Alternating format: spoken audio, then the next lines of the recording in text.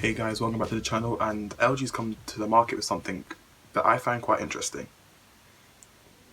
The idea for the wing first came when a passenger repeatedly rotating his phone while playing a game and texting at the same time.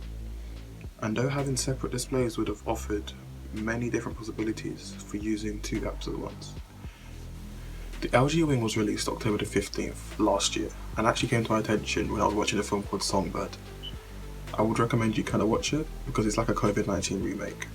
Anyways, back to the phone. The LG Wing has a pretty bold design statement with its 6.8-inch eOLED display and a 3.9-inch GOLED display underneath.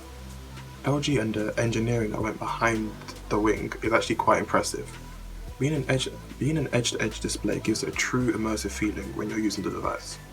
Also, when you swivel the main display, which reveals the 3.9-inch display underneath, for multitasking and other features which I'll go on later on in the video. The Snapdragon 765G processor, which supports 5G, also paired with the 8GB of RAM and 126GB of storage, which is fully expandable, is good enough for gaming, multitasking, and also watching films.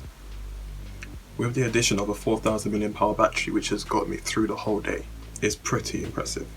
Performance on the LG Wing is good, with the device being able to cope with single screen and dual screen modes, and the Snapdragon 765G is more than capable of handling both.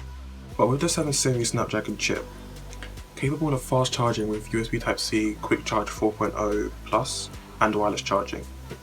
At times you could see a slight delay between moving from single screen mode to dual screen mode between apps. This might be just because app developers might have not updated their app to handle the form factor of the device or how it's operating at the moment. But at the moment of recording, it might have already been fixed. But just like the Galaxy Z Fold 2 and the Surface Duo, the extra display just gives you more room for multitasking.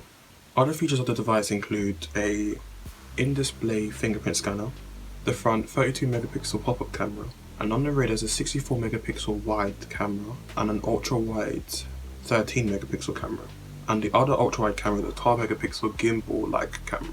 Now with the 12 megapixel gimbal motion camera, LG calls this hexa motion, but it's actually a good feature, such as its stabilization is amazing and can be controlled through the second display when you swivel the phone and use the gimbal camera.